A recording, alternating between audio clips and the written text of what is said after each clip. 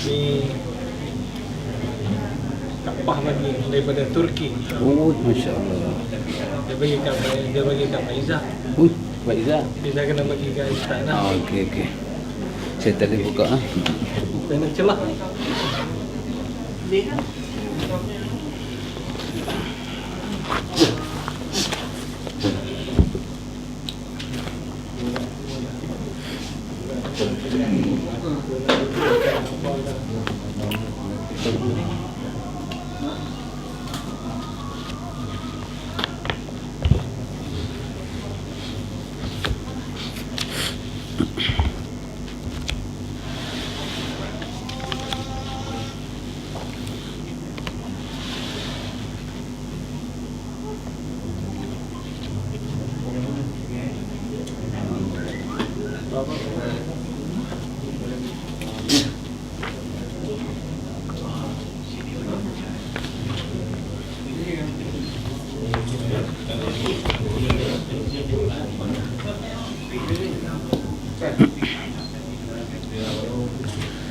Bismillahirrahmanirrahim.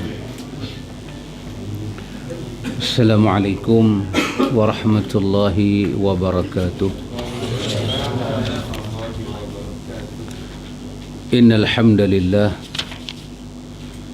nahmaduhu wa nasta'inuhu wa nastaghfiruh wa na'udzu billahi min shururi anfusina wa min sayyiati a'malina. من يهده الله فلا مضل له ومن يضلل فلا هادي له.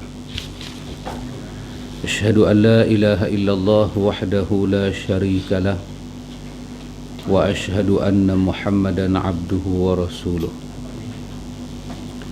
اللهم آتي نفسي تقواها وزكيها أنت خير من زكاها أنت وليها ومولاها. أما بعد. Ikhwatul iman, alhamdulillah summa alhamdulillah. Ikhwatul iman, a'azakumullah wa uhibbukum fillah. Kita sambung baca Al-Ibanah fi Usul Ad-Diyanah oleh Imam Abu Hasan Al-Asy'ari. Kita berhenti pada muka surat 200. Betul Pak Min? Okey. Muka surat 200 iaitu malam ni kita mula 201, iaitu jika Allah memberikan taufik, jika Allah Jalla wa'ala memberikan taufik kepada orang mukmin, mengapa kalian engkar bahawa Allah juga menghina orang-orang kafir?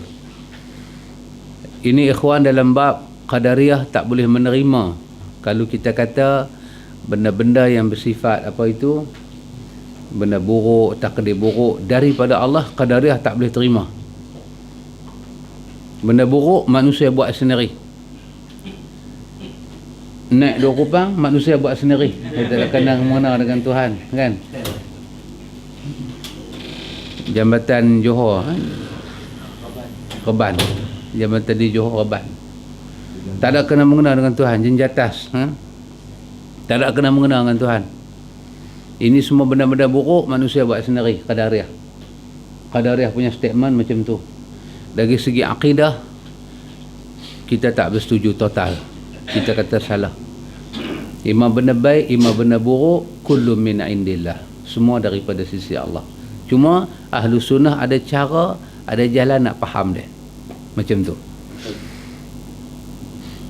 Jika tidak, maka apa kalian kata bahawa Allah memberi taufik berupa keimanan kepada orang kafir? Maka katakanlah Allah telah menjaga mereka daripada kekufuran. Bagaimana mungkin Allah menjaga mereka dari kufur sementara mereka telah kafir? Apa pandangan kamu tentang orang kafir? Bolehkah mereka tu tak dapat iman tapi Allah menjaga mereka daripada kufur? Tak, mustahil. Dalam masa yang sama Allah tak suka mereka kafir. Allah nak mereka beriman tapi Allah tak bagi iman. Bukan macam tu faham. Kalau faham agama lagu tu dia jadi kalang kabut, dia jadi huru-hara, dia jadi kacau bilau agama ni. Yang sebenarnya Allah tahu, dalam ilmu Allah, dalam kudrat Allah, dalam kuasa Allah, depa beriman, depa tak beriman dalam ilmu Allah. Allah tahu semua. Dan iman depa juga dengan izin Allah, kufur mereka juga dengan izin Allah. Pasal apa? Pasal Allah itu Rabbul Alamin. Tapi pasal apa Allah bagi depa kufur? Pasal apa Allah bagi depa mukmin? Pasal Allah adil. Allah adil. Allah bagi apa yang manusia usahakan. Manusia nak iman, Allah bagi iman. Faman syaa'a minkum falyu'min wa man syaa'a falyakfur. Siapa daripada kamu usaha keras untuk beriman, Allah bagi iman. Siapa daripada kamu mengelak kuat, tak mau jadi mukmin, nak jadi kufur, Allah bagi. Maka esok di hari akhirat, tanda Allah adil, dia buka pentas perbicaraan. Mai kita bicara ke ni. Hang jadi kafir kerana Tuhan zalim ke? Hang jadi kafir kerana Allah adil ke? Hang jadi mukmin, mukmin itu satu apa nama? Satu benda yang apa dia? Orang putih panggil apa? Selected. Pilihan. Selected. Duduk bimbang juga kan. Bila pakcik bagi endorsement okey. Kita mukmin ini dengan pilihan kah ataupun kita jadi mukmin ini dia macam satu benda ajaib. Kita pun tak sangka nak jadi mukmin, tiba-tiba satu ajaib. Cuk jadi beriman. Kita pun tak tahu apa dia iman, tak tahu apa. Kita jadi iman secara miracle ataupun dia satu selected pilihan. Iman ni benda miracle ke benda pilihan? Iman benda pilihan. Mana boleh satu orang jadi beriman dengan dia tak memilih, tiba-tiba saja saya tak ada ajak nak jadi imam, tiba-tiba saya jadi iman. Maka akan dibicara di hari akhirat esok, akan dibicara kufur ini satu pilihan kah ataupun kufur ini satu keajaiban. Saya tak ada hati nak jadi kufur, tiba-tiba saya jadi kufur. Akan dibicara di hari akhirat esok. Allah sangat adil. Qadariyah kata orang tu jadi kufur tak ada melibatkan Tuhan. Kalau kita kata Tuhan izin dia jadi kufur, kita kafir. Kerana kita telah menyandarkan benda yang paling buruk kepada Tuhan.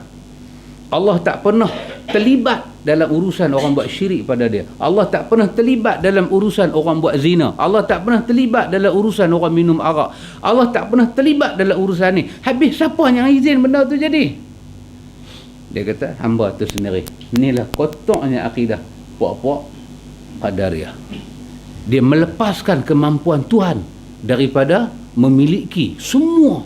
Kita duk kata apa? Innallaha ala kulli syai'in qadir. Ala kulli syai'. Allah ni di atas semua benda. Kulli syai'.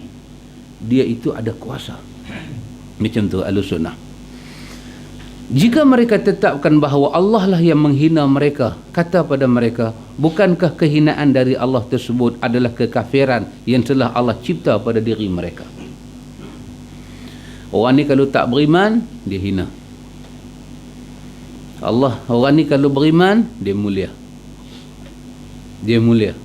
Dia kalau tak beriman, dia hina. Kalau dia mati tak beriman, dia lagi hina. Pasal apa dia hina? Quran kata inna azabi lasyadid. Azab aku keras. Dan cara Allah nak azab hamba dia sangat hina. Dia bagi telanjang bulat, dia lempak masuk neraka. Cara kena azab hina.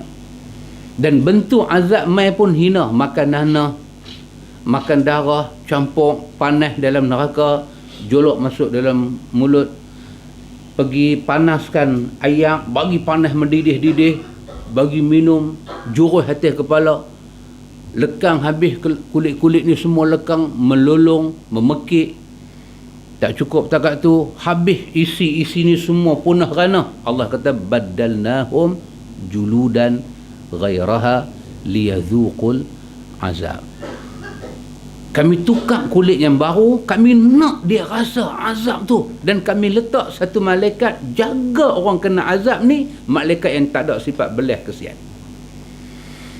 Malaikat sikit punya kesian ke kat kita? Kan kalau kita set lagi balik tak mengantuk lagi lah. Kalau balik mengantuk, kalau mengantuk lah ni tak payah balik, lah ni boleh tidur. Kalau tak mengantuk lagi balik, satu homework surah Al-Ghafir. Surah Al-Ghafir. Ayat 1, ayat 2, ayat 3, ayat 4, ayat 5, ayat 6, ayat 7, ayat 8. Jumpa saya kata ni. Cerita macam mana malaikat punya lembut hati tengok kita beriman.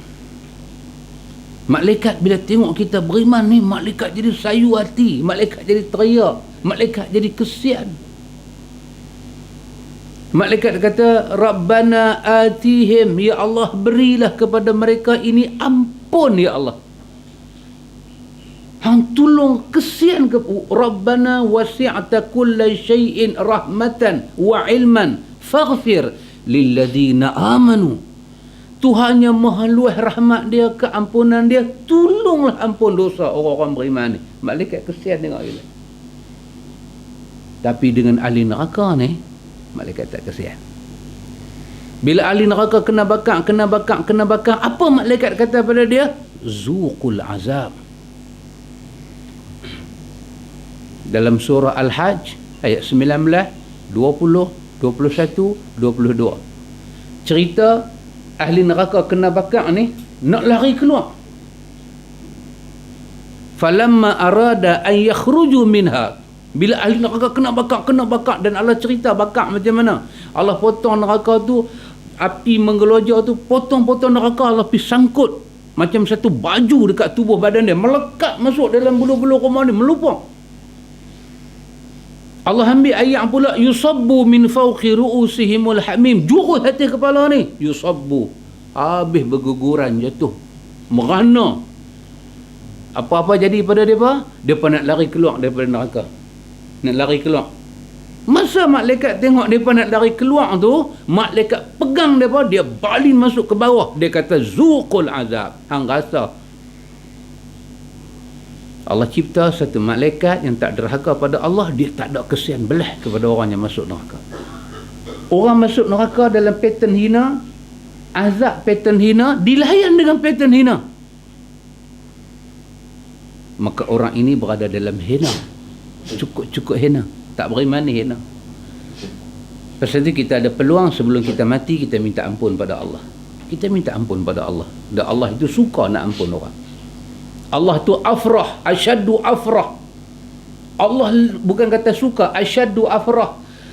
Lebih suka terima orang taubat ni daripada lebih sukanya satu orang hilang unta dengan duk gantung makan minum semua dekat unta dia tu. Lepas tu dia jumpa balik unta dia, dia seronok sampai dia tersilap cakap, dia kata, ya Allah, hanglah hamba aku, akulah Tuhan hang. Silap. Tersilap cakap. Dia tersilap cakap, kita tak sengaja buat naik harga minyak ni, tak sengaja. Tersilap cakap, kita cuma kurangkan subsidi, bukan buat naik harga minyak. Dia tersilap cakap, kita tak sengaja. Kerana baca kita alas lah. Muslimin, ikhwatul iman. Kejap ke depan. Boleh. Mai masuk depan lagi. Ke depan lagi. Mai. Kita belajar ke depan. Apa sikit ketok. Mai. Nanti belajar ke depan muslimah lah, nampak melimpah di sana. Ikhwatul iman, a'azakumullah. Jadi kita nak cerita apa dia? Allah sangat suka terima orang yang bertaubat. Allah lebih suka daripada kawan hak tadi tersilap cakap. Allah lebih suka, Allah lebih sayang. Allah lebih suka daripada kawan tersilap cakap kerana unta dia main balik. Allah lebih sayang. Sampai peringkat apa? Kata Abdullah bin Mas'ud, sampai Allah punya sayang ni dikatakan at-taibu minaz zambi kama la zambalah. Orang tu kalau istighfar, kalau minta ampun di atas dosa dia, dia macam orang tak pernah buat dosa. Allah raba, Allah padam dosa dia.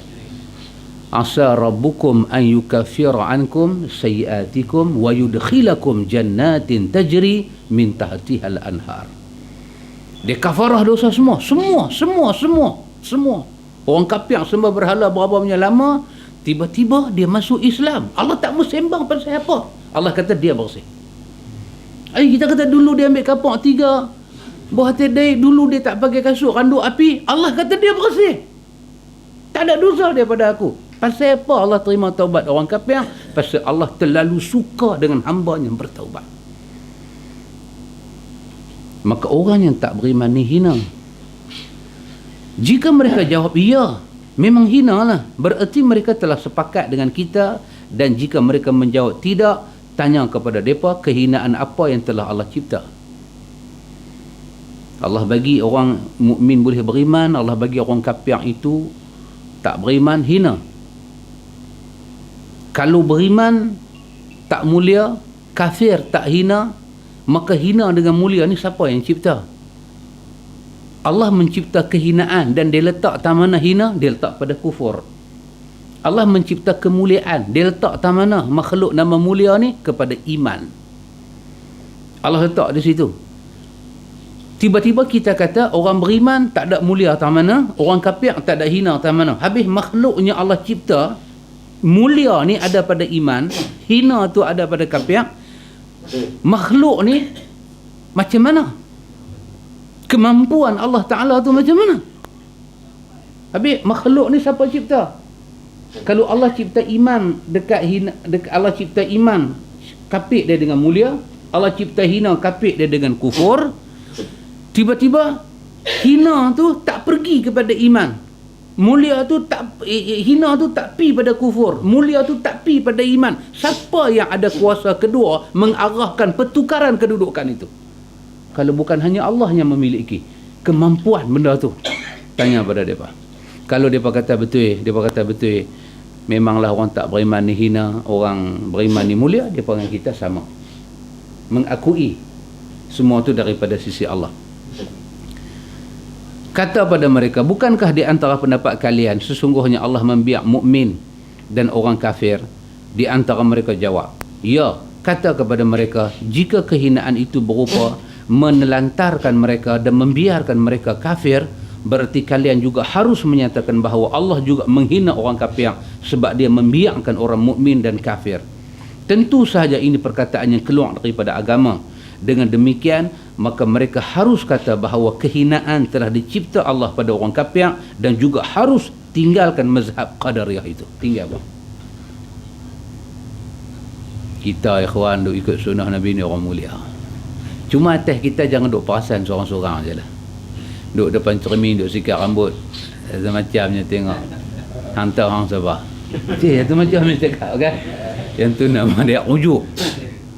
Kita dengan tawaduk, duk depan cermin pun, Allahumma kama hasanta khalqi fahasin khuluqi.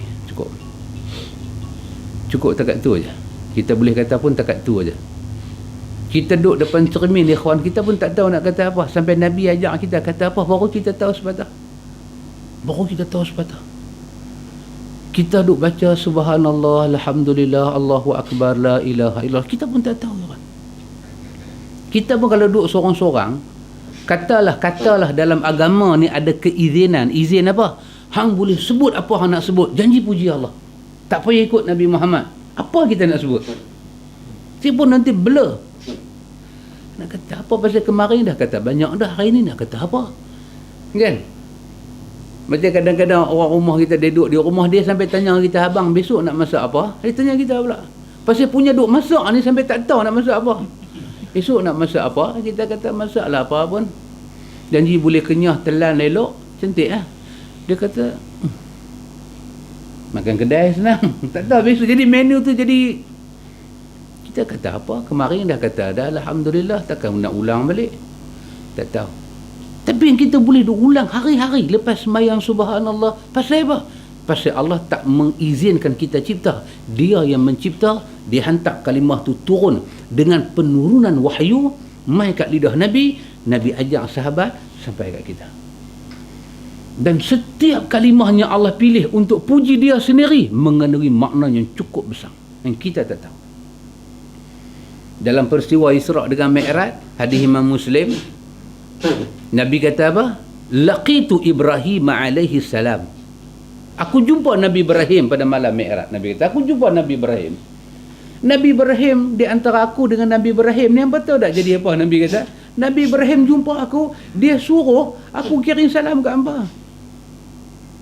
Antum tengok mulianya sahabat dan umat Islam, Nabi Ibrahim kirim salam. Tentulah umat yang pertama bila Nabi turun daripada Isra Mi'raj, sahabat lah, bukan kita. Kita tak ada lagi masa tu. Perai-perai pun tak ada lagi masa tu.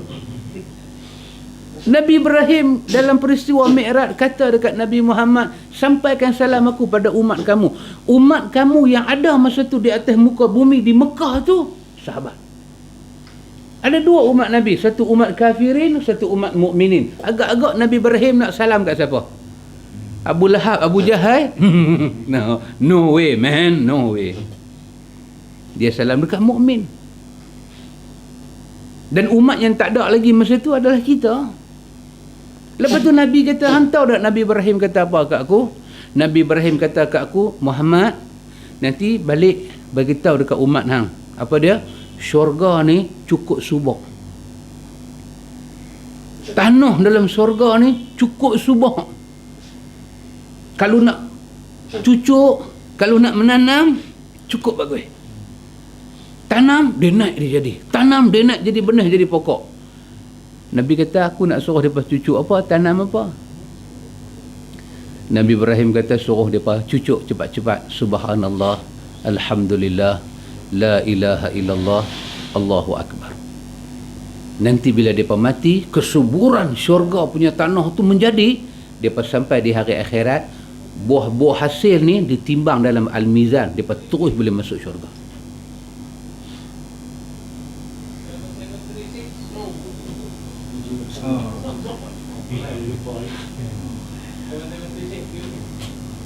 Ikhwatul iman, a'azakumullah. Jadi kata Imam Abu Hasan Al-Asy'ari, hina lah orang berakidah dengan akidah salah ni, hina.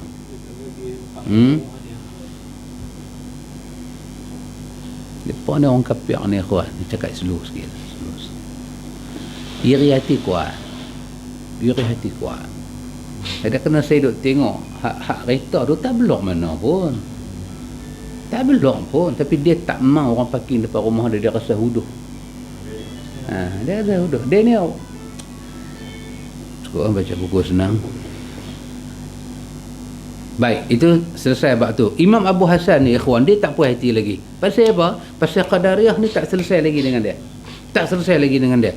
Dia kata lagi pada Qadariyah, jika seorang daripada Qadariyah tanya, apakah seorang hamba terlepas di antara nikmat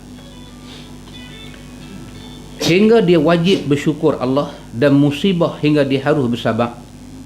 Satu Qadariyah dia jumpa kita, apakah seorang hamba terlepas di antara nikmat hingga dia wajib bersyukur dan musibah itu dia harus sabar?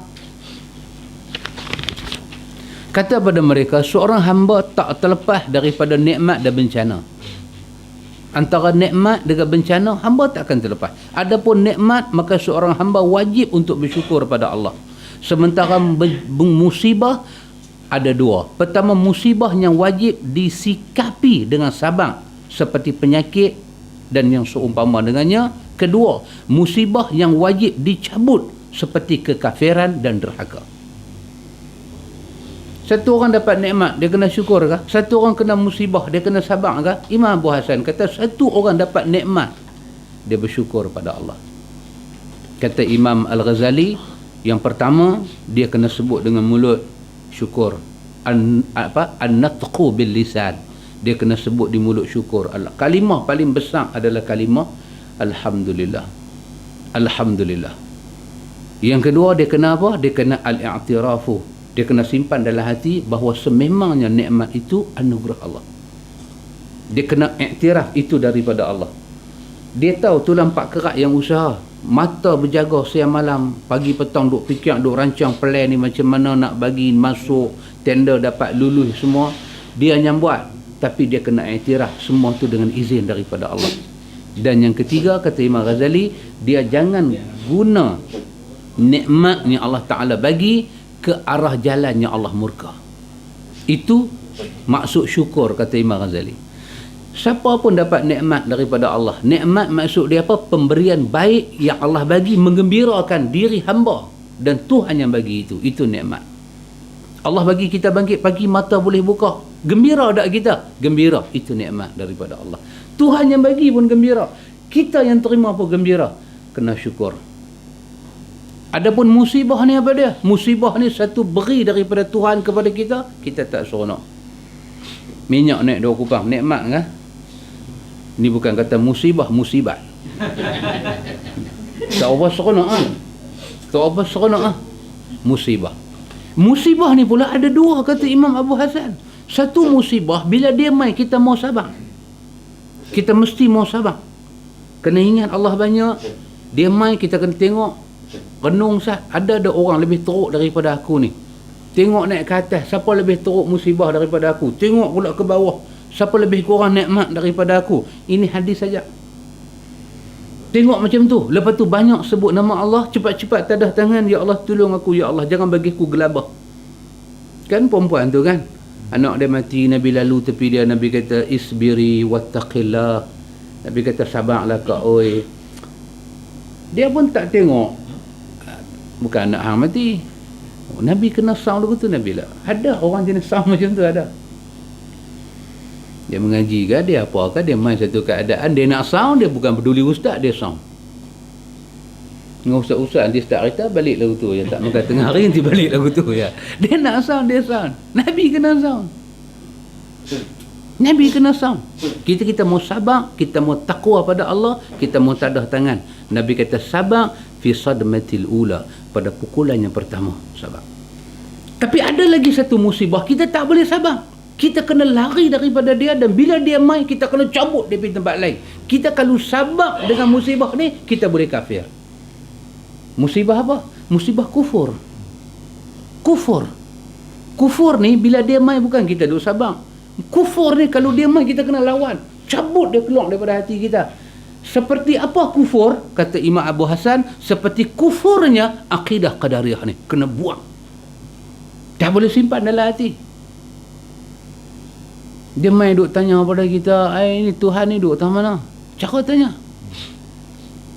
Kita kata kita tak tahu berdasarkan nas Quran, summastawa 'alal 'arsy. Oh, sebelum buat arah dia duk tahu mana? Kita tak tahu, ayat tak bagi tahu apa pun, dalil tak ada. Takkan tak ada kot. Kata ahli sunnah. Lagu ni punya soalan, tengok Imam Malik cabut buang soalan ni. Dia kata apa dia? Fakhruj. Hang keluar buang. Hang keluar. Dia cabut kekufuran tu. Dia lempak pergi di luar masjid. Hang keluar buang. Hang keluar. Beriman dengan ayat Quran ni wajib. Hang keluar. Ni kata Imam Abu Hasan. Musibah yang kedua wajib dicabut. Apa dia musibah tu? Seperti mana kufur dan derhaka. Seperti mana kufur dan derhaka.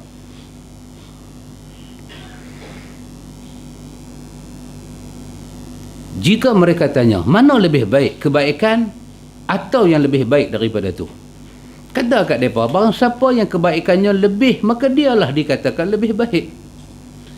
Orang baik ini jangan buat perbandingan dengan orang jahat. Kita punya baik, kita banding dengan orang jahat. Betul tak? Baiklah kita. Baik ni kena banding dengan orang baik. Baik ni kena banding dengan orang baik. Saya baik, sahabat baik, kena ada perbandingan. Tengok-tengok hari ni hari Isnin, sahabat puasa, sahabat lebih baik. Sahabat baik, saya baik, sahabat sedekah, saya tak sedekah, sahabat lagi baik. Saya baik, banding dengan siapa? Kaki botol, kaki langgah, baik, much better lah I am ni. Kan? Betul pasti, much better lah saya ni. Pasal apa? Banding dengan pakai long pendek, tak semayang. Itu bukan perbandingan betul. Baik jangan banding dengan jahat. Nak tahu siapa lebih baik, siapa orang baik, di kalangan orang baik-baik. Ni semua ni baik-baik ni. Ni semua ni duduk depan saya ni, sahabat ikhwatul iman ni semua orang baik-baik. Siapa lebih baik? Yang tak isap rokok. Cukup baik orang tu. Wah, dahsyat. Tengok-tengok sahabat tu isap rokok. Oh, dia baik. Tapi tak lebih baik. Tengok-tengok sahabat ni rokok tak ada, apa tak ada. Kira duk makan swinggam aja. Oh, dia baik. Pasal tu nak buang ketagih tu. Daripada ambil swinggam, pepak kayu sugi bagus. Kurang tenyih. Kurang tanya. dapat pahala, gigi pun bersih, gusi pun kuat, tak kena denggi-denggi ni semua, gigi pun cantik elok. Orang baik, kata Imam Abu Hasan, adalah orang yang lebih baik dia daripada orang baik. Dalam hadis Bukhari Muslim, dalam Kitabul Iman, dua soalan. Muslim khair, Muslim afdal. Nabi jawab, macam mana nak jadi Muslim baik? Ni ada dua orang ni. Ada dua orang. Dua-dua Muslim. Tapi saya nak jadi lagi baik daripada dia. Macam mana nak buat? Nabi kata pada Muslim ni, hang nak jadi lebih baik daripada dia, hang pastikan tangan hang dan lidah hang tak sakiti dia. Hang lebih baik daripada dia.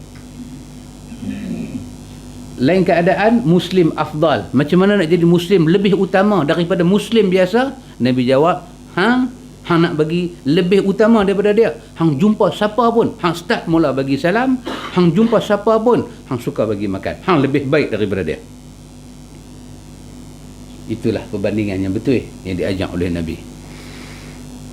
Jadi kita ni di kalangan orang mengaji sunnah, siapa lebih baik? Yang lebih istiqamah dengan sunnah, dia lebih baik. Dia lebih baik. Jangan buat contoh sunnah dengan bida'ah. Tak lawan lah kawan tu, dia bida'ah. Saya sunnah Ustaz, sebab saya tak khatib. Tengok pok-pok tu ngaji tak mau duk khatib. Tak boleh banding hang dengan dia. Kena banding hang dengan kawan sunnah lain. Banding dari segi rumah tangga macam mana? Rumah tangga macam mana? Bini siapa muka nampak ceria lebih. Nampak lelaki tak letak ketir batu atas bau dia. Sebut sama lelaki dia, oh seronok lah dia ni sunnah, dia ni bagus lah. Subuh saya tak gerak dia gerak saya ni. Statement daripada dia punya bini dia. Dia tanya, abang kau ni lagu mana? Dia sengap tak kata apa. Balik tahu orang tu. Tahu sekali lagi kalau tanya nak keluar apa tahu. Baca ibanah Ustaz, subuh saya tak gerak tak bangkit. Baca ibanah Ustaz, ibanah tu dengar nak takut, bulu rumah semua naik. Dia suruh saya mengaji ibanah. Hang tahu tak kami dah mengaji muka surat 20, muka surat 200 dah. Kami duduk mengaji ni muka surat 200. Ustaz main lambat pun kami tunggu muka surat 200. Saat mengaji ibanah Ustaz, subuh hari-hari saya gerak. Kan? Cuma dia tak kata kepala otak mengaji apa. Dia tak kata lagu tu je. Tapi dia cakap macam tu. Tu baru bab subuh. Belum bab lain lagi. Dia tak cerita lagi bab ni. Beras 2 bulan tak beli lagi ni. Dia berkeluar ayat tu. Kata dekat mereka, barang siapa yang kejelekannya lebih jelek, maka dialah orang yang dipandang lebih jelek. Siapa di kalangan orang jahat ni, dia paling jahat. Dia cukup punya jahat. Jahat dia tu dominan, betul kan? Dominan, jahat dia tu mengatasi. Maka dia lah orang paling jahat. Allah Subhanahu Wa Taala mencipta kejelekan dan dengan itu dia berbuat dalil. Dengan demikian pertanyaan yang kalian tanya tidak mengharuskan kami membatalkan usul kalian. Sebab jika kejelekan lebih jelek, maka dia dikatakan lebih jelek. Allah telah mencipta iblis yang merupakan kejelekan yang terjelek yang telah diciptakan Allah. Allah telah cipta kejelekan yang terjelek daripada semua kejelekan. Ini bererti membatalkan keyakinan kalian dan membuktikan kerosakan mazhab kalian. Rupanya Qadariyah ni dia pergi tanya soalan ni dekat Imam Abu Hasan, dia nak peranggap. Dia kata orang baik, siapa dia? Imam Abu Hasan kata di kalangan orang baik dia paling baik. Orang jahat siapa dia? Orang jahat di kalangan orang yang paling jahat dia paling jahat nah. Rupanya dia tanya soalan tu, dia nak bagi tahu kata apa?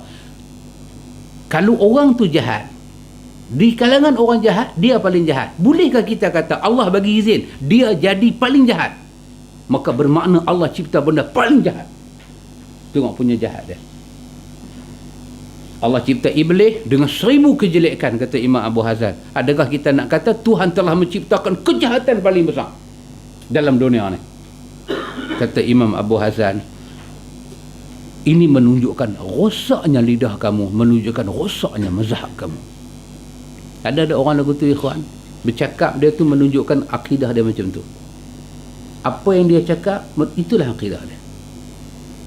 Kita baru baca Al-Ibanah ikhwan, kan?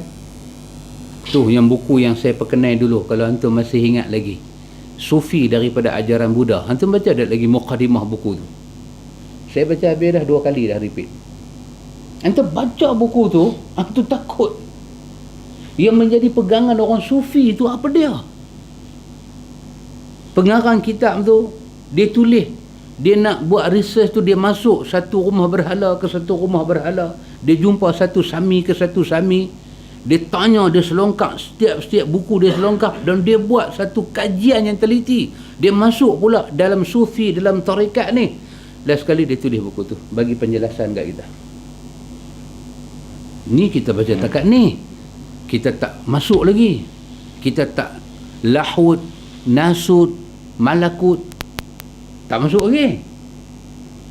Tu ada buku-buku tu, Imam Ibn Qayyim, Ighasatul Lahfan, Al-Fawaid. Antum baca buku tu, macam mana Imam Ibn Qayyim membersihkan hati-hati orang yang dah kotak dengan sufi ni. Oh, takut tanya dekat orang sufi, dia buat apa? Dia kata, Tuhan duk makan. Dia beritahu Tuhan duk makan, wahai dia yang makan. Dia kata, mana mungkin kalau aku makan, kalau kudrah Tuhan tak main kat aku ni tak ada apa-apa. Yang kita panggil apa? Wahdatul wujud. Jangan main-main. Yang sampai dekat kita sufi ni dengan biji tasbih ni, hak tu 0.1%. Hak total berantu tu tak main lagi. Tu yang kita duk tengok Kabani pergi kubur apa, Syekh bukan ni, Cik Habib Noh tu, yang tu setelah bila dia bukan main-main dengan video tu, dia tackle dulu masyarakat, dia bagi dulu dia punya lagu-lagu satu Malaysia, orang dah serasi. Last sekali di ujung tu sikit aja baru dia buat keluar, pergi doa dekat kan. Bila orang dah terikat dengan lagu tu, dengan kain serban dia lagu tu, orang dah terkenal, jadi orang nak menafikan dia buat tu salah, orang tak boleh nafi. Bila kita kata benda tu tak boleh, orang tanya pula kat kita, Allah, takkan baca doa tak boleh? Sufi, Syiah, benda mungkar, dia main macam tu. Dia bukan main-main, dia beritahu ni aku setan, orang tak ikut dia. Orang tak ikut dia. Tu hak kita belajar dulu tu kan, hak kita belajar dulu. Cerita Bani Israel kan, cerita apa nama yang kata apa, abid daripada Bani Israel, dia ibadat sikit punya dasar ke. Tiba-tiba satu hari Iblis duk tengok macam mana aku nak perkenal kawan ni kan, cerita Iblis main duduk sebelah dia, ibadat lagu dia, menjelma manusia ibadat, duduk satu gua dengan dia, zikir pun sama, cuma beza dia ni bila lapar dia pergi makan, Iblis tak makan terus. Tu macam tu tarik tasbih, subhanallah. Dia pun rasa dahsyat ni, dia pun lagu nak sembang, sahabat mai kita makan kurma belah dua. Oh, tak ada masalah. Makan kurma belah dua tu, makan tu berapa lama duk gigit nak telan, lara. Oh, lagu tu punya cakap. Dia itu berzikir. Kurma nak kopek dua tu berapa minit, berapa saat ambil. Kalau saya makan juga saya gigit, lara. Alangkah baiknya kalau saya boleh menafaatkan, ingat pada Allah. Mati tak tahu bila. Oh ya Allah, saya tak mau lidah saya ni penuh dengan ni gula-gula kurma, biar dia manis dengan gula-gula zikir. Siapa tak tertarik orang cakap macam tu? Tarik biji tasbih, perang, tarik biji tasbih. Dia ni kata, dasar kawan ni, aku duk ingat kata aku dah hebat, lagu ni punya Tok Guru pun ada. Merisik. Macam mana orang sufi dia baik-baik kan, dia nak tahulah macam mana boleh buat ibadat macam ni. Dia kata tak boleh cerita, kalau cerita riak, makam lagi naik. Macam mana ni? Saya bukan nak suruh tuan riak, tapi saya nak tahu macam mana tuan boleh kuat, tuan boleh beribadat sampai tuan tak makan, sampai tuan boleh rasa dunia ni fana. Dia buka satu jalan Jahanam. Dia kata antara kita tak sama, tuan buat ibadat dalam keadaan tuan tak pernah buat maksiat, dan tuan tak taunya rasa guilty conscious. Itu dia. Guilty, rasa salah diri.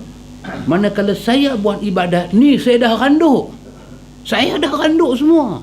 Jadi setiap kali saya duk tarik biji tasbih tu, dia mai. Kenangan lama. Kenangan lama kau dan aku tak dapat berpisah ni, dia mai ni. Saya rasa sebab. Tuan bila tarik biji tasbih, tuan tak rasa apa. Betul-betul saya beranak-beranak, saya tak pernah buat maksiat. Cuba tuan buat sekali tengok. Nak rasa. Kalau iblis, dia main-main dengan tanduk iblis dia tu. Dia main-main dengan muka iblis, dia pegang biji tasbih. Abid ni tak rapat dengan dia. Abid ni kata nak rapat apa dengan iblis. Tapi masalah dia, iblis ni talbis. Dia pakai uniform lain. Dia pakai uniform agama. Dia main. Ini nama dia zikir. Tapi dalam zikir saya ni tak ikutlah cara Rasulullah. Cara saya lah. Pasal Nabi tak pernah berdosa. Saya berdosa. Jadi saya boleh rasa apa Nabi tak rasa. Betul tak saya cakap lagu ni? Oh iya, juga Nabi berzikir dia tak berdosa. Saya berdosa. Fikir. Pasal itu dalam akidah dia kata apa, ikhwan? Manusia lebih beriman kepada Allah daripada akal dia. Dia lebih percaya Allah dan Rasul daripada akal dia. Kan semalam saya nak cerita dengan Ustaz Yuk sampai dekat Palang Plaza Tul kan, Smart Tech. Smart Tech. Yang buat Smart Tech tu very smart. Dia nak boleh buat Smart Tech tu, dia kena smart. Tapi anda tengok bila kita pergi ke Smart Tech, kita laju kan. Laju macam mana pun bila sampai kat dia nak kena slow juga. Satu macamnya slow, nak kena pastikan tiang tu naik baru kita pergi. Okay? Tapi kita telah disimpan. Smart Tech ni dia automatic. Dia benda automatic. Betul tak? Tapi pasal apa bila kita sampai dekat Palang tu, kita tak berani automatic tu. Patut 160, pergi terus 160. Dia cak lagu tu aja. Jahanam kita hang. Manusianya ada akal. Akal dia bagi tahu kata benda ni automatic, namun demikian dia akan reserve 10% untuk percaya kat kayu tu. Dia reserve 90% dia percaya benda ni bagus. 10% dia kata jangan buat main kayu ni bubuh kepala aku kan. Saya lalu kat pagang dia tu, dia angkat kan, saya lalu, saya masuk, sekali dia turun, berdebam dia bagi. Tengok, ku pandang kiri, ku pandang kanan, masih nampak Malaysia lagi. Dia bagi kepala kita, berdebu. Pakcik Hanifah dah. Pakcik Hanifah, kata, Ustaz, ni nombor berapa? Saya kata 2. Ni berapa? 3. Okey Ustaz. Ustaz adalah Ustaz. Dia kata takut saya pergi perkenang kan, minyak naik pula. Dia kata Alhamdulillah, Allahu Akbar. Tu otak tak betul dah. Kita reserve 10%. Wahai, akal kita bagi tahu dia automatik. Akal kita bagi tahu P, dia boleh scan semua bil-bil semua, tapi kita tetap pelan. Antum tengok manusia tak boleh percaya akal dia 100% walaupun itu sistem automatik. Kita pergi kaunter kapal terbang, nak naik kapal terbang saya dengan Pak Long. Nak pergi, kena tunggu sejam 40 minit pasal dia punya sistem tu down. Bila sistem tu down, kita down payment pun tak lepas, down lah. Tunggu lah. Wahai sistem tu kita buat, kita percaya dia. Tapi bila mai dia buat perangai, kita tak boleh percaya dia. Kita tetap satu masa kena percaya by hand. Tangan kita kena tulis. Manusia cipta mesin, dia letak percaya, tapi dia kena letak 10%. Kalau dia ni buat perangai macam mana? Antum bayang, dalam hal dunia, akal tak boleh pakai 100%. Macam mana Qadariyah ni, hal tauhid, dia percaya ke akal. Akal tu nak heret, dia pergi mana? Dia percaya akal. Betul tak akal kata? Jangan kata Tuhan buat benda buruk. Kalau Tuhan buat benda buruk, Tuhan adalah Tuhan pada keburukan. Dia percaya akal. Orang buat sistem dunia yang cukup akal dia pun tak percaya sistem dunia tu 100%. Dia pergi ambil akal dia dalam akidah, dia percaya 100%. Ui, jangan ya kawan. Kita memerlukan dalil. Tak boleh akal. Dalam ibadat, dalam urusan apa tak boleh. Pasal itu semua ibadat apa kita nak buat, kita tak dahulukan akal. Nabi macam mana? Nas macam mana? Ayat macam mana? Ini beza Mu'tazilah dengan Mu'tazilah Qadariyah dengan Ahlu Sunnah wal Jamaah. Ikhwan, kata pada mereka Mu'tazilah, bukankah Allah telah berfirman Alif Lam Mim, Zalikal kitabu la raiba fihi hudan lil muttaqin. Allah memberitahu bahawa Quran adalah petunjuk bagi orang yang bertakwa. Mereka akan jawab, ya. Kata pada mereka, bukankah Allah telah menyebut dalam Quran, wallazina la yu'minuna fi adhanihim waqr wa huwa 'alaihim 'ama, dan orang yang tidak beriman pada telinga mereka ada sumbatan, sedangkan Quran itu satu kegelapan bagi mereka. Allah mengkhabarkan bahawa Quran itu satu kegelapan bagi orang kafir. Mereka akan jawab, ya. Kata pada mereka, apakah mungkin Allah mengkhabarkan bahawa Quran adalah petunjuk bagi seseorang sekaligus sebuah kegelapan untuknya? Bolehkah jadi lagu tu? Tanya kat mereka. Mereka akan jawab, tidak. Kata pada mereka, sebahagian Quran itu tidak mungkin gelap bagi orang yang telah diberitakan Allah mendapat petunjuk. Demikian juga tidak mungkin Quran menjadi petunjuk bagi orang yang diberitakan Quran suatu kegelapan baginya. Ini Imam Abu Hasan bawa beberapa cara kita nak jawab benda ni. Ini kesan kita beriman pada Allah. Kita tak letak akal. Dalam ayat hak mula tadi Al-Baqarah, Allah kata Quran itu hudan lil muttaqin, tanpa syak dan ragu.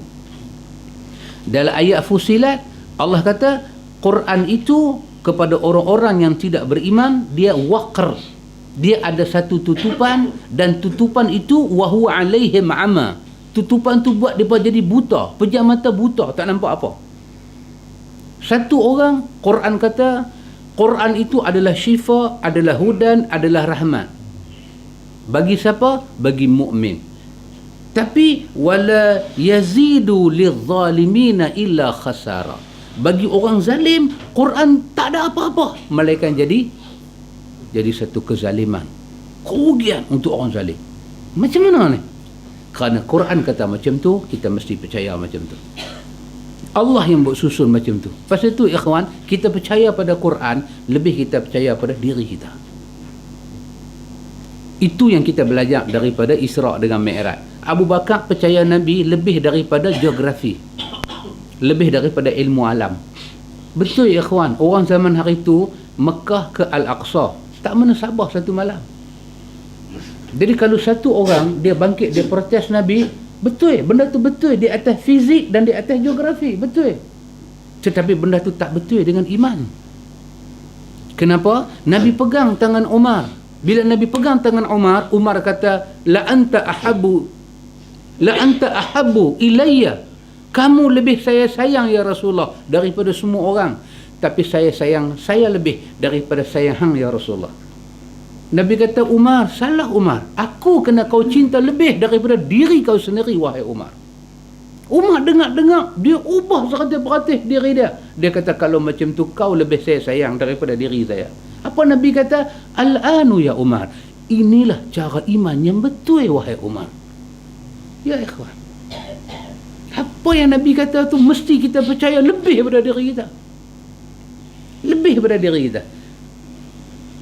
Orang beritahu macam mana, kita kata kita nak tahu macam mana Nabi sebut, macam mana Nabi ajar. Hak tu nak tahu dulu. Mereka pun cerita macam ni, okey, Alhamdulillah. Lepas tu dengar pandangan yang kedua, second opinion. Betul-betul? Second opinion. Dengar pandangan yang kedua. Betul lah Nabi buat lagu tu, tapi kita ni masyarakat, okey, kita dah tahu dah nak buat lagu mana. Kita kata Nabi lebih saya percaya dari diri saya. Adakah masyarakat itu lebih saya percaya daripada diri saya? Tak, saya percaya saya daripada masyarakat. Tapi iman dekat saya pun saya tak percaya. Saya lebih percaya kepada Allah dan Rasul. Quran Allah turunkan petunjuk pada mukmin, dan Quran juga Allah turunkan menjadi satu kegelapan bagi orang kafir. Betul? Betul. Saya percaya macam tu. Pasal tu antum ingat lagi hak Quran kita belajar 5 benda. Ingat kan? 1, hak Quran. Hak Quran yang kita dah belajar. Apa dia hak Quran kita kena bagi? 1, al-imanu bihi. Kita kena beriman dengan Quran. Beriman apa? Ni ayat ni. Tidak ada ragu dengan Quran. Yang kedua apa dia? Setelah kita beriman, hak baca. Kita kena baca Quran. Tak boleh tak baca. Hak ketiga apa dia? Hak faham. Hak keempat apa dia? Hak beramal. Yang kita iman, yang kita baca, yang kita faham, dia sampai satu tahap kita kena beramal. Dan yang kelima hak apa? Setelah kita tunaikan 4 hak ni, kita kena tunaikan yang kelima, dia disebarkan. Dia disebarkan. Ya, begitu juga dengan sunnah. Kita beriman dengan sunnah Nabi. Beriman. Lebih daripada kita iman diri kita. Beriman dengan Nabi. Ya, betul. Lepas tu apa dia ikhwan? Kita kena baca. Kita kena faham sunnah Nabi. Kita kena amal. Sampai masa kita kena amal. Dan kita kena sampai pada orang. Pasal apa aku buat macam ni? Pasal apa aku buat macam ni? Tu tengok. Saya duk tengok apa dia buat tu. Duk perhati tengok apa dia ni duk buat. Dia ambil tanah selut atas kubur. Kan ada kubur tanah selut Pek Ho duk kena pergi korek kan. Saya tengok dia bubuh di tangan dia. Dia buat lagu tu. Apa dia ni duk buat? Dia tanya, ni atas kubur ni, dia habis dah kan semua? Dah habis. Dia tanya, mana waris? Waris okey. Ni dia kata nak simpan lah. Tanah kubur ada kepai-kepai tu, dia pergi letak atas muka mayat lagu tu. Dia letak. Jadi macam mana orang penat duk pergi cukur apa tu? Duk. Apa laser tu kan? Tak apa. Betul lah. Betul. Sebenarnya tu selut. Dia pergi letak. Jadi saya bila tengok dia main bulu rumah naik. Dia tiba-tiba aja bulu rumah naik, mulut nak keluar dah. Tapi punya duk cukup. Pasal ni mayat orang, majlis orang. Kita tak layak nak terlibat kan. Tapi tak boleh. Saya duk fikir, hang ni, apa dia ni? Mayat tu baru bagi mandi, comel-comelnya. Habis bos selut pasal apa? Patut bos selut dulu baru bagi mandi. Bukan bagi mandi bos selut. Kan, dah comel dah mayat tu kita bagi mandi, dia pergi ambil selut, pergi bubuh. Saya duk tengok muka waris. Hampa waris, hampa tak ada rasa nak tanya ke? Ni bapak kami, pasal apa buat macam ni? Apa orang putih panggil apa? Bagi tahu kat kami ni. Let's meet, let apa? Bayar je. Second kuliah saya dia bercakap yang dia. Kan? Bagi kita tahu lah. Ikhwan, saya tak tahu nak cakap apa. Saya bawa diri saya pergi belakang. Saya bawa diri saya belakang, saya sengak. Pasal kalau saya tengok lagi, ni dia jadi kembang. Dia jadi kembang. Masa tu kalau antum tengok muka saya, putih.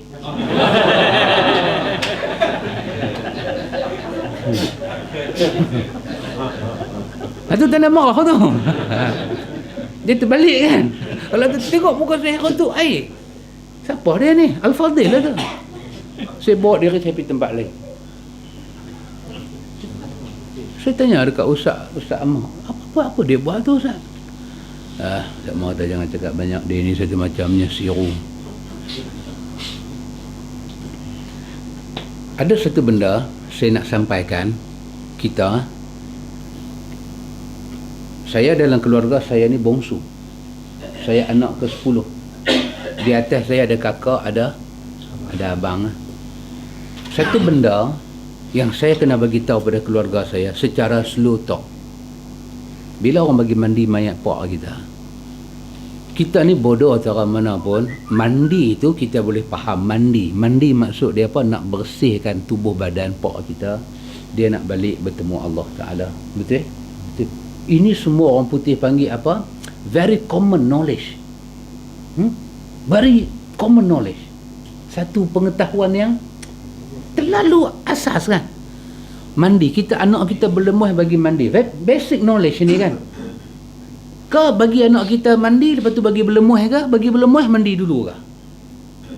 Tentu orang semua boleh jawab soalan tu. Jadi kita kena bagi tahu benda-benda cerdik sikit kat keluarga kita. Nabi ajak bagi mandi, buang najis semua, buang cemar semua. ambil bidara semua, tonyoh di badan semua, ambil kapuk baruh semua bagi pakai, bagi dia bersih total. Zaman lah ada sempo, ada sabun, lomok satu badan, basuh semua bagi comel-comel. Lepas tu pula kapan warna putih. Lepas tu pula percik sikit minyak atar bagi wangi. Minyak atar ada satu botol, jangan pergi tuang sebotol. Sikit saja, macam kita pakai pergi semayang lah. Ni pergi bubuh sebotol, kita duk angkat mayat duk melelong, pening. Cengih punya bau. Sikit-sikit saja, bagi comel-comel sikit. Lepas tu bila sampai atas tanah kubur, sebahagian orang dia tak boleh nak buat selut macam saya kata tadi tu, dia ambil selut tu dia buh juga lagu tu. Dia buh juga, dia nak habaq kata mesti kena tanah juga. Kita kena bagi famlets dam ke? Lab. Lab ni bukan motor tu ke? Let's them know. Dia family kita. Dia kena tahu satu benda yang betul-betul dengan satu benda yang betul-betul tak betul. Benda tu betul-betul tak betul dengan benda tu betul-betul. Dia kena tahu. Dia kena tahu.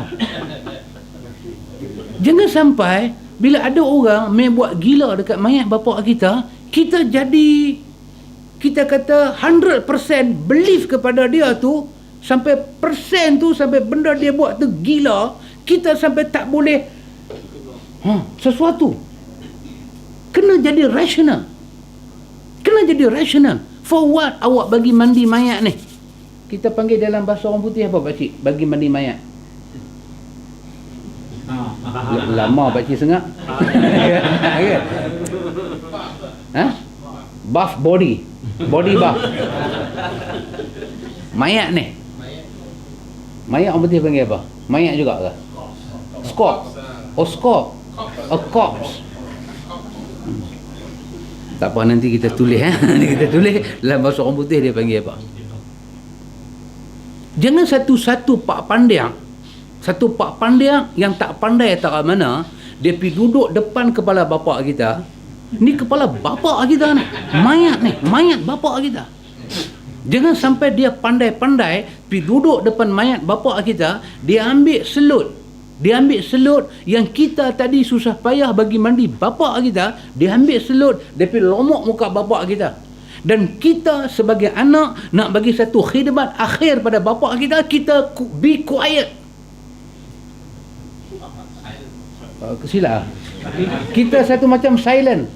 Kita senyap. Bila dia nak palik satu selut di tangan kita, cap. Let me know. Apa hang buat?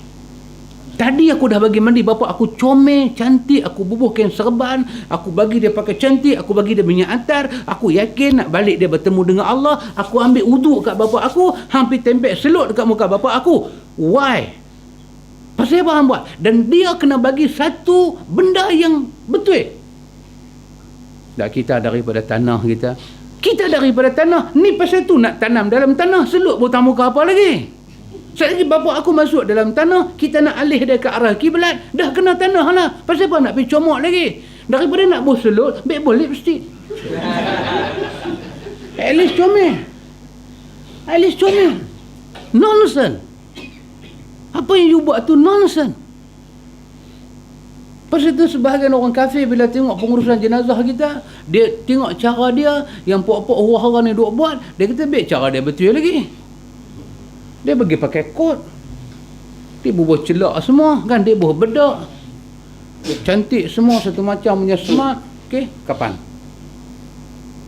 Dan daripada hampir bubuh selut, dia kata at least you make up dia lah lagi cantik, bubuhlah bulu mata palsu. Manusia ikhwan bila dia fikir guna akal agama, dia tinggal sunnah Nabi, dia akan bertuhankan akal dan dia akan selisih sunnah Nabi. Ni kita duk baca Quran dan sunnah, kita percaya lebih daripada kita percaya diri kita. Dia akan bawa kita ke jalan yang betul. Orang putih kata straight path. Straight path. Quran, dia terlupa sebut apa? Okey, tak apa, kita baca. Dia susah nak keluar, tapi dia tahu, tapi dia nak eja tu dia tak boleh kena. Bagi sebahagian orang, Quran ni kita baca kat dia jadi macam mana orang pekak. Betul? Satu homework kalau tak mengantuk saya pergi balik Surah Al-Anfal ayat 22, 21, start 20 lah. 20, 21, 22. Buka apa Quran kata pada orang tak mau dengar Nabi cakap. Quran panggil binatang. Quran kata ya ayyuhalladzina amanu atii'u Allah wa atii'u Rasul wa la tatawallaw anhum wa antum tasma'un. Mukmin, orang beriman, taat kepada Allah, taat kepada Rasul. Jangan berpaling daripadanya sedangkan kamu mendengar. Wala takunu kalladzina qalu sami'na wa hum la yasma'un. Jangan jadi macam mana orang tu, dia kata dia dengar tapi dia tak dengar. Inna syarrad dawabi 'indallah, seburuk-buruk binatang di sisi Allah. Ni hak tak mau dengar apa Nabi kata. Quran panggil syarrad dawab, binatang. Maknanya ada satu benda berat. Tak mau dengar Nabi cakap. Berapa mayat Nabi tanam, Nabi tak ambil pasir pergi buah di muka. Tak ada. Tanam dengan elok, menghadap kiblat dengan penuh kehormatan. Al-Isra' kata walaqad karramna bani Adam, anak cucu Adam ni mulia. Ada sebahagian riwayat kata mayat orang bukan Islam pun Nabi bangkit berdiri bagi satu ihtiram, penghormatan. Bagi satu penghormatan. Jangan cercah mayat nanti keluarga dia rasa walaupun dia kafir. Kita duk kata dekat mayat hak bini dia hidup macam mana? Kata bukan kita nak ambil keadilan hak orang ke dia seleweng, tak, ni duk kata. Mati awal pun bagus, hidup menyusah orang. Bini dia dengar, anak dia dengar. Macam mana? Nabi bagi satu penghormatan besar. Orang tak mau dengar hak Nabi cakap ni, ima daripada akidah sampai ibadah, sampai cara hidup dia. Quran kata jangan jadi macam orang tu. Dia kata dia dengar tapi dia tak dengar. Inna syarabad dawab, sesungguhnya binatang yang paling buruk di sisi Allah, as-summu al-bukmu, adalah yang peka, yang tuli. Quran panggil binatang. Ayat 7 ke ayat 7 surah Al-Hasyr. Wa ma atakumur rasulu fakhuzuhu wa ma nahakum anhu fantahu. Semua kita tahu maksud dia. Allah sambung dengan apa? Wattaqullah innallaha syadidul iqab. Allah kata wa ma atakumur rasulu fakhuzuhu. Fakhuzuhu fi'il apa baca ayat? Fi'il amar. Fakhuzuhu. Ada ibtida ada, ada mubtada ada khabar ada. Fakhuzuhu. Macam mana Pakcik Lan? Pakcik? Pakcik Lan pula Pakcik Din. Tu Pakcik Sengap aja. Panggil Lan selamat aku. Pakcik Din silap. Fakhuzuhu. Waw tu waw apa? Fa kha zal waw alif zaidah. Waw tu waw apa? Waw jama'. Ada betul? Ke ada nama waw lain? Fakhuzuhu, hampa semua manusia, fakhuzuhu, hampa kena ambil. Khuz maksud dia ambil. Fakhuzuhu, hampa semua kena ambil. Ambil apa? Ma'atakum ar-rasul, apa yang Rasul bagi dekat hampa. Ma'ata, apa yang Rasul buat mai kum kepada kamu, fakhuzuhu, kamu semua tu kena ambil. Wa ma nahakum anhu fantahu. Yang Nabi tegak, Nabi tak bagi buat, hampa kena stop. Kalau hampa tak ada perangai ni, Allah kata wattaqullah, cepat-cepat semak takwa tak ada dalam diri hampa. Innallaha syadidul iqab. Kena ingat, seksa Allah sangat keras. Pada orang tak dengar cakap Nabi. Tapi dunia kita nak buat macam mana ikhwan? Kita sepatutnya tapi kita tak boleh nak halang tu majlis orang. Tak boleh nak buat apa, kan? Kita jadi macam tu lah. Kan? Nak buat macam mana? Kita pun jadi nak balik ke tak balik ke? Kita nak cari satu khairat. Kita duduk bermasyarakat ni nak cari satu khairat, supaya bila kita bangkit di hari akhirat dengan telanjang bulat tu, Nabi kata khairat sebesar jabal Uhud tadi ni ditimbang Al-Mizan besar mana ikhwan? Antum bayang kita masuk Masjid Madinah kita seorang-seorang. akan jadi apa masa tu? Masjid Madinah tu, kita masuk, kita seorang, alone, kita masuk seorang-seorang, kita nanti rasa satu apa? Alamak, kita rasa macam qarin ikut kita. Tak ada apa-apa kan. Sunyi sepi, kita seorang. Antum bayang macam tu kita nanti rasa bila tengok Al-Mizan. Penimbang ni punya besar, ikhwan. Kalau letak sembahyang saja nampak kosong. Alamak, kita kata sembahyang saja boleh berat ke? Pasal dia tu satu, nak kata dacing, dia tak macam dacing. Dia penimbang Al-Mizan. Tiba-tiba Nabi kata ada benda boleh bagi, bila kamu letak atas dia, dia jadi penuhnya kosong tu dan dia junam ke bawah, dia berat. Apa dia? Nabi kata qirat. Hak Nabi Ibrahim kata tadi, tanam. Subhanallah, alhamdulillah, Allahu akbar, la ilaha illallah. Tanam, besok dia letak atas Al-Mizan penuh. Nabi kata, masuk surga. Kita duk cari bekal itulah. Duk pergi jumpa ni bunga cengkeh halba campur ni semua. Dia campur aduk ikut dan dia kata apa dia rasa baik-baik. Kira Nabi ni tak baik langsung. Tapi tak baik langsung. Kalau tak boleh buka buku Yasin tu, duduk atas kata ni kubur. Dah dia bawa pengusung. Kecoh. Bawa pengusung. Itu Nabi lah kan duduk atas kubur. Nabi tak lah kan duduk atas ni. Sikit hari dia timai macam mana pula. Dia nak duduk atas apa? Kita kata ni kaki dia pun duduk stand atas kubur juga. Dunia moden nanti mai dia tiba mai satu macam tikar terbang pula. Duduk atas tikar terbang. Kami duduk atas tikar, bukan duduk atas kubur. Kira Nabi ni, orang putih kata Nabi ni Mr. Nobody. Nabi ni Mr. Nobody. I'm crack. Bukan crack gila tu, crack. Crack tu gila kan. Melayu kata satu macamnya crack. Gila, ni crack. Betul ya, Doktor? Kapten? Oh, korek. Korek lah. Korek. I'm right. Okay. Nabi ni dekat masyarakat kita ni jadi Mr. Nobody. Rasul Nobody. Mr. Nobody. Maksud dia apa dia? Nothing. You talking about Muhammad.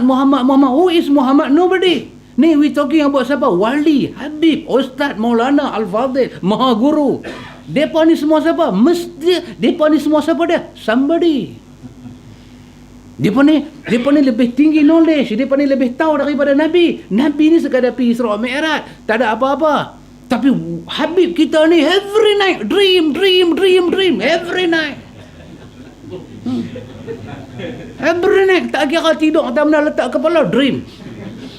Last night I was a dream. Was ke? Was lah, past tense. Betul dream. Dream terus. Dreaming ah. Nampak? Dia pejam mata aja dream. Nabi jarang mimpi, tapi jadi kita nak pakai siapa? Kita kena pakai depa ni. Depa ni banyak zikir. Depa berzikir sampai kayu kokor tu bertugak jadi kayu ara. Kayu kokor bertugak jadi kayu ara. Main ke? Jadi Nabi Muhammad ni nobody yang cakap sunnah, yang cakap nak turun mayat kaki dulu ke, kepala dulu ke. Tak mau ni semua. Lah nak tanya ustaz tu macam mana? Ustaz kata bubuh sikit selut atas muka. Oh macam tu. Ikut. Kita cakap sikit kat keluarga kita, be rational. Jangan sampai orang buat lebih kurang kat mayat pak kita, kita punya percaya dia lebih daripada kita percaya agama. Dia kena let kita know apa dia nak buat kat pak kita. Bukan kata dia, kalau kita orang sunnah pun nak urus jenazah dia, kita kena maklumkan kepada dia. Dan selalu saya ingat, kalau proses kita bagi mandi mayat, saya akan bagi tahu pasal apa kita kapan kita tak bawa serban. Kita kata berdasarkan hadis, mayat Nabi dikapan tanpa serban. Kalau mayat manusia paling agung dikapan tak ada serban, maka kita patut contoh orang ni. Kita sikat rambut dia bagi cantik-cantik, Nabi sikat rambut dia, kita akan bagi tahu kat dia. Kecuali dia kata tak mau. Oh tak boleh. Bapak saya ni dia haji. Tanpa tahun ni pula dia pergi Mekah, dia dapat Haji Akbar. Dia ni dah bertukar daripada Haji Samsudin jadi Haji Akbar. Dia dapat Haji Akbar. Jadi dia ni pergi tandas pun pakai kepiah. Dia ni macam-macam pun pakai kepiah. Semua keadaan dia pakai kepiah. Tak percaya tanya mak saya. Mak dia angguk, dia semua dia pakai kepiah. Dia tak buang kepiah dia. Dia mandi pun. Dia basuh kepala, dia angkat saya kepiah dia lemuk-lemuk, dia letak balik. Dia kepiah dia ni dia tak boleh luak. Jadi saya mau dia dikapan dengan kepiah. Kalau permintaan keluarga macam tu, setelah kita pegang sunnah Nabi lebih baik, dia nak juga. Itu hak keluarga dia. Kita kata nak ambil kepiah, hang sarung sendiri. Nak ambil kepiah, hang sarung sendiri. Dia pun sarung, kita tolong angkat kepala, dia sarung. Okey, kita kata lain daripada kepiah, apa lagi? Apa lagi nak sarung? Satu punya hijau nak buah tebok, ambil mebuh. Supaya malaikat tahu ni pokok Hanana. Apa lagi nak buah? Kita info. Sunnah dia tak ada sembunyi-sembunyi. Sunnah tak ada sorok-sorok. Sunnah inat apa? No. Rahsia ni orang putih panggil apa? Secret. Sunnah ni bukan benda secret. Kena bagi tahu. Dia telus. Sunnah ni bukan macam jual ganja. Satu macamnya sorok, bawa dalam dengan baju, sungap-sungap. Sunnah bukan ganja. Sunnah transparent. Sunnah ni telling the truth. Kita ada dalil. Apa dalil orang putih panggil? Individen. Apa individen? Dividen. Bukan. Nanti duit dalam bank. Fact. Evident. Sunnah ni evident, burhan. Kan? Ingat balik surah apa? Hujurat. Ayat berapa? Ayat 6. Surah Az-Zumar ayat berapa? 18. Dua ni apa dia? Dua ni adalah satu apa? Tuhan bagi kat kita apa? Apa nak panggil? Apa pakcik? Apa? Allah bagi pada kita apa? Kelayakan. Kan? Kalau dia bukan koli, dia satu macam lain pula sikit. Dia Allah bagi pada kita ni authority. Apa Melayu panggil? Kuasa. Allah bagi pada kita kuasa. Al-Hujurat 6, Az-Zumar 18. Apa dia? Fatabayyanu. Itu Hujurat. Apa dia? Semak. Nak pergi selut di muka mayat dah telah mandi comel-comel, fatabayyanu. Dia kena bagi kita tahu dan kita mesti semak. Yang kedua apa dia? Alladzina yastami'una al-qaul fayattabi'una ahsanah. Dengar semua orang cakap, tapi ambil yang paling baik. Yang paling baik itu apa dia? Al-Quran, As-Sunnah. Itu Allah bagi pada kita kekuasaan. Allah izinkan kita. Semua orang cakap pasal apa pun, kita kena. Tak kalau ikhwan, saya teringat Ustaz Allah Iraqi kata apa dia? Tak kalau dia kata, ni jangan habaq kat dia lah, saya ambil cakap-cakap dia. Qala Ustaz Abdullah Iraqi. Kan? Kita nak cakap, dia cakap kalau hadis qala Rasulullah, ni qala Abdullah Al-Iraqi.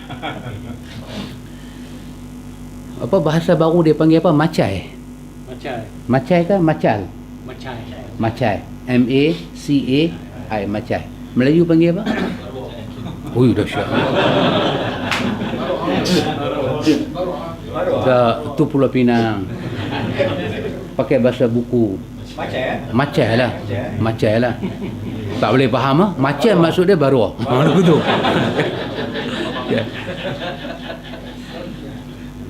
Jadi biasanya macai ni orang, betul tak? Orang kan. Kita kata hang dah jadi macai si anu. Jadi bahasa tu menunjukkan apa dia? Menunjukkan kawan tu teruk ah. Teruk betul tak? Hang macai. Atau dia mai Pulau Pinang macam tu dah. Cukup baru. Hang baru kawan tu. Oh kena ayat. Alamak, kena ayat tu. Pening kita. Tak baca Ibanah, mana baca? Ada cerita benda lain, mana baca? Benar. Tiba-tiba Ustaz Allah kata, takat jadi macai dia kata. Okey lagi. Boleh cari makan lagi. Tapi dalam senarai macai, paling teruk sekali dia kata, adalah orang yang menjadikan Quran dan Sunnah sebagai macai hidup dia. Saya dengar jantung macam tu. Dengar tak? Cuba dengar. Dia bunyi. Duk. Saya balik duk fikir, macam mana orang tu dia buat Quran dan Sunnah jadi macai? Mudah aja. Very simple. Very simple. Satu apa? Contoh orang putih panggil apa? Example yang simple. Very common example. Asas contoh yang mudah. Apa dia? Dia buat dulu, lepas tu dia mau agama, merelakan apa dia buat. Itulah memacaikan Quran dan Sunnah. Betapa hinanya kedudukan macai ni. Cukup hina. Petunjuk ada, tak mau ikut. Lah aku nak sapu selut di muka si mati, pi cari dalil bagi ada, kata aku buat ni tak salah. Tu baru benda kecil. Benda kecil. Ni belum cakap besar. Qadariyah hak kita baca dalam ibanah ni, dia ambil Quran dan Sunnah dalam hal akidah jadi macam. Syiah buat apa? Syiah ambil Nabi jadi macam dia. Kita tuduh si fulan tu macam. Kita kena hindar daripada macam yang paling hina dalam dunia. Apa dia? Dia memacaikan Quran untuk diri dia, Sunnah untuk diri dia. Hina ikhwan. Hina kita ni. Petunjuk Nabi duk dah, tiba-tiba kita tak ikut. Yang sahabat Nabi ni, ya Rasulullah macam mana nak buat? Ya Rasulullah macam mana nak selawat? Ui, dia pun orang Arab, dia pun tahu nahu, dia pun tahu sarab, dia pun tahu semua. Dia pun pantun pun dalam bahasa Arab. Takkan orang Arab pantun dalam bahasa Melayu, dagang pak malau, dagang bertempat. Dia tak boleh main lagu tu. Ataupun Abu Bakar jumpa Abu Jahal, dia tukar pak malau jadi Abu Jahal, dagang bertempat, dagang Abu Bakar musafir lalu. Dia tak main lagu tu. Tu orang Melayu punya pantun. Dia pun pantun bunyi lagu Arab. Syair lagu Arab. Dia tak tahu selawat. Dia tahu. Tapi jiwa dia tidak memacaikan agama. Dia jumpa Nabi, ya Rasulullah, kami tahu nak bagi salam. Tapi bahas selawat ni Rasulullah belum ajak kami. Boleh dah ajak kami macam mana selawat dengan 1000 tawaduk dalam bahasa dia. Orang lah sebut nama Abu Bakar dalam sembahyang tarawih. Al-Khalifatul Awal, Al-Khalifatul Awal. Ayuh, Abu Bakar As-Siddiq, satu masjid radhiyallahu an. Kalau pergi tukar nama orang lain, mereka boleh mogok dalam masjid.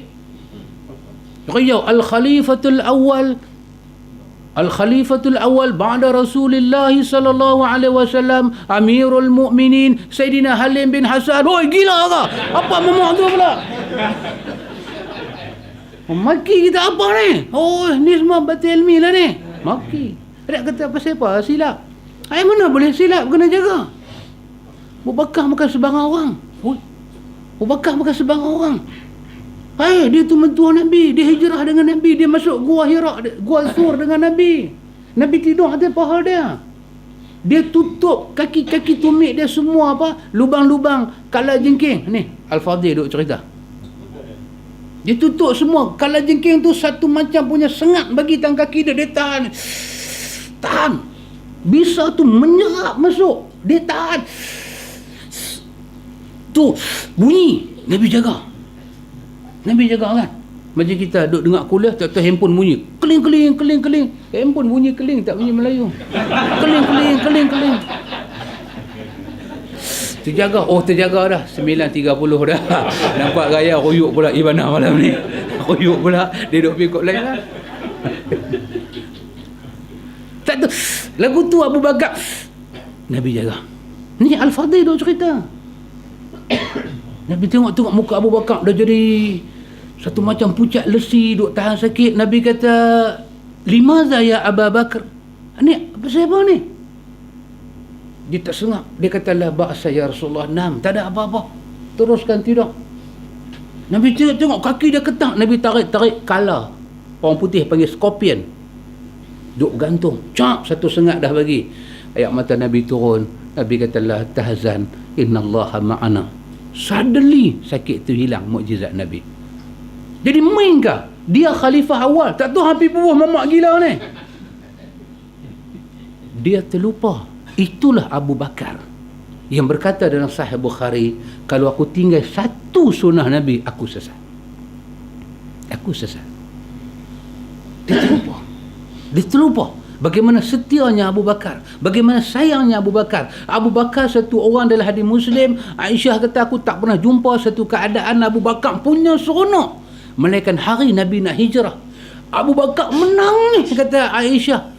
Masa tu Abu Bakar dengan keluarga tengah duk sembang, makan, buat apa semua sembang. Tiba-tiba Nabi mai bagi Assalamualaikum, tutup pintu. Aisyah kata, Nabi sampaikan hasrat Nabi nak hijrah. Abu Bakar tak kata apa. Adik-beradik balik punya ramai. Duduk rumah Abu Bakar. Abu Bakar kata, aku nak pergi hijrah, Allah suruh aku hijrah. Abu Bakar kata, aku macam mana? Nabi kata, hang teman aku. Abu Bakar punya seronok, kata Khadijah, lupa habis adik-beradik semua. Aku anak dia, kecil ni, dia lupa. Masuk dalam pergi cari apa lebih kurang semua, dia menangis kerana gembira dan dia bersyukur dia boleh teman kekasih Allah dalam hijrah. Bagaimana kita tak syukur ikhwan, sunnah Nabi main depan mata kita. Macam mana kita nak pilih benda-benda hak merapu-merapu ni semua? Tak terpilih kita ikhwan, tak terpilih. Lepas itu bila kita tengok benda yang menyeleweng dengan sunnah, dia main jiwa tak tenteram. Tak tenteram kita tengok. Dia main satu keadaan tak berapa tenteram. Jiwa kita. Tambah pelanggaran, tambah pecanggahan itu menonjol. Dia naik. Berselut di muka. Berselut di muka. Bubuh macam orang duk. Dia pergi letak atas tangan dia, selut tu keras, dia tarik keluar. Saya duk heran, dia ni duk pegang apa? Apa dia nak buat kan? Tak ikhwan, kita sunnah, kita bukan bawa agama Kristian. Nak tanam tu kena dengar padri kata apa dak? Tanam bismillahi wa ala sunnati Rasulillah. Dengan nama Allah, mayat ini dibawa masuk dalam liang lahat di atas petunjuk daripada Rasulullah. Saya simpan dia. Kita tak tahu nak tanam mayat ikhwan Nabi yang ajar. Kita tanam mayat dengan tanam kucing kalau tak ada petunjuk Nabi, serupa tu. Adik anak Nabi Adam berkelahi apa lebih kurang, mati seorang. Dalam suratul Baqarah cerita mati seorang, dia tak tahu nak buat apa. Burung mai berkelahi, cak mati. Satu burung tu pergi kambui. Baru dia dapat idea kambui. Menatang aja. Korek-korek kambui, bawa diri lari. Manusia tak tahu nak buat apa. Kucing kita tanam, tak tahu nak buat apa. Bila kita tanam kucing, terus kita dapat hidayah. Ya Allah, kalaulah Nabi tak ajak bagi mandi mayat manusia, aku pun tak tahu nak buat apa. Pasal apa kucing mati kita tak tanam? Pasal kita tak tahu. Pasal agama tak ajak bagi mandi. Pasal tu kita tak tahu. Kalau agama ada sikit ajak, kucing pun boleh bagi mandi, kita akan buat lagu tu. Pasal apa kucing, anjing semua mati, dia korek-korek tanam tak bagi bau busuk aja. Pasal kerana agama tak ajak, kita jadi macam tu. Tapi bila agama ajak, kita baru tahu mandi kapan, bagi comel, ada maruah diri, boleh kucup tandai, bawa dia keluar dengan penuh hormat, pergi semayang di masjid, bawa keluar mai, bubuh satu liang lahat, hadap dia ke arah kiblat. Agama susun. Tutup dia balik, jangan jijak tanah kubur. Paling afdal buka kasut, sebelum tinggalkan tanah kubur, satu doa pendek baca supaya dia dapat, kita dapat, dan satu cakap sikit Nabi cakap. Semua ni kena ambil iktibar. Tu kita balik. Pasal Nabi aja. Kita kata subhanallah, ayat mata kita turun macam Abu Bakar turun, seronoknya kita bertemu jodoh dengan sunnah Nabi. Dalam banyak-banyak soalan muslimat tanya saya dekat taklim baru ni, banyak soalan saya tak boleh nak jawab, saya buat balik.